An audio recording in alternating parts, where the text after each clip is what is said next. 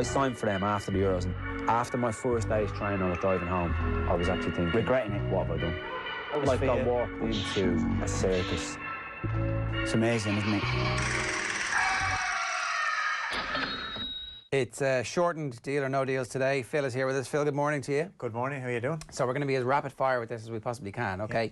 Manchester United have had a £91.3 million, €100 million bid rejected by Dortmund for Jadon Sancho, according to Sky Sports. They fear they're losing face if they make another offer for Sancho, and then it's rejected. That's according to the Mail, who obviously are big on losing face. Are they being stubborn or a bit stupid? Well, is it not a bit stupid considering Dortmund said that's what we want and United still haven't matched it? So that to me would seem like United aren't actually fully committed to doing this. And it's amazing. We were just talking before we came back on air about how it's actually quite straightforward to do deals, but United don't seem to be able to do them.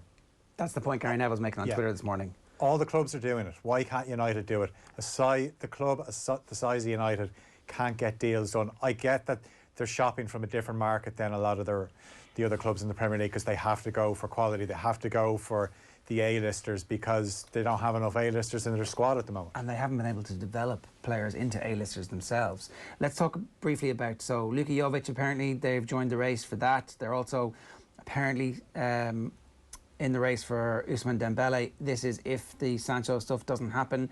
Would either of these do a job? Would both of them do a job if Jadon Sancho doesn't land? Well, I know all transfers are a risk, but Jovic went to Real Madrid for big money off the back of a great season with Frankfurt, scored a couple of goals for them last season. Now, he actually played at the weekend for them, but you don't really see him having a future at Real Madrid. He needs to rebuild his career. I'm not sure United's the best club to go to at the moment because the pressure is on as soon as you walk in the door. With Dembele, we know how good he is, but he's got too many injuries and he doesn't seem to be too keen to leave Barcelona, because now he's probably thinking, new manager, Suarez is gone, maybe I get more opportunity. But again, you're taking a big risk on a guy that's 23 but has already had several hamstring injuries. Edinson Cavani, according to TalkSport, is a target? He's an upgrade on Gallo, a serious upgrade on Gallo. He's a free transfer, but is this not going back to what they kind of did with the likes of Falcao? Yes. They took punts on these players and it just didn't work out. Yes, very expensive punts on players who were way past it. Schweinsteiger, you know, we've got to look at that team sheet and see Schweinsteiger and go, wow. World Cup winner.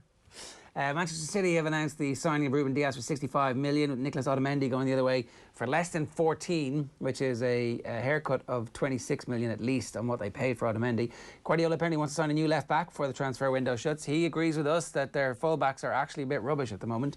David Alaba and Ajax in Argentina's Nicolas Tagliafico, both 28, are on Manchester City's radar.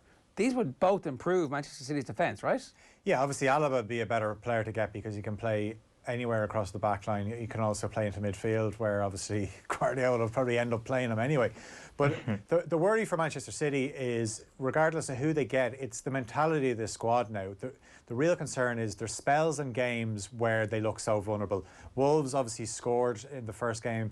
They should have scored more. Leicester blitzed them in the second half. And then you got a sheikh that owns a club, yet Aguero's injured, Jesus is out, and you're turning to a 17-year-old Liam Delap to try and turn it around. And within a few minutes of bringing him on and Fernandinho off, the whole thing broke down and Leicester ran riot, because Rodri is not Fernandinho. And as I said, the concern is that when things are put up to Man City, this team don't seem to have the strength to be able to battle through it. And you're looking at their rivals for the title, Liverpool. They're the complete opposite. They have mentality oozing out of them. And Manchester City, the most impressive mentality they showed was the season that they finished with the winning run to see off Liverpool on the final day of the season. Other than that, in big games, in big European games, City have... It's been a mistake or... let themselves down. And Guardiola's let them down as well with some of his team selections. Is Alaba still at it? Is he still as good as he was?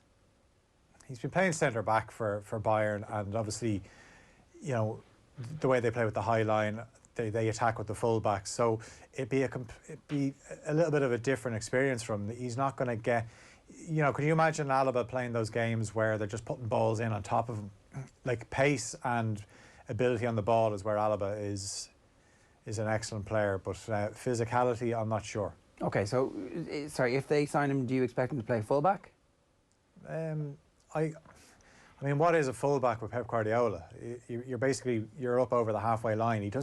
Alaba isn't going to be as explosive going forward as, say, Mendy is, but obviously he's going to be a better defender. What does Guardiola want from his fullbacks? I don't know. I don't think he knows anymore. No, I think he's in his own head at like a deep existential level. Almost like he just looks at his fullbacks now and is like, next, please. You know, although Kyle Walker is still there, he was one of the originals that he signed. Mendy was there as well, got the injury, but Mendy makes too many mistakes. Okay, so very briefly, in our final 90 seconds here, from a Manchester United perspective, tell me what's going to happen this week in the transfer window. They're going to sign a couple of players, but they're going to be ones that will look great on paper but might not essentially work out. If they sign Sancho, it's a game changer for them because it sends out a great message. But I also worry for United, if they don't sign Sancho, what message does that send to the supporters and the other players that they had one job to do during this whole transfer window and they didn't get it done? Do you believe Manchester City's transfer business is done for the summer? No, definitely would need to get more players. But looking at their fixtures between now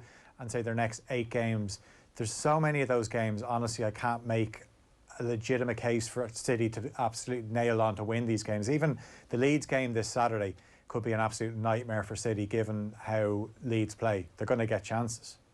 All right, that is deal or no deal for this day. I signed for them after the Euros.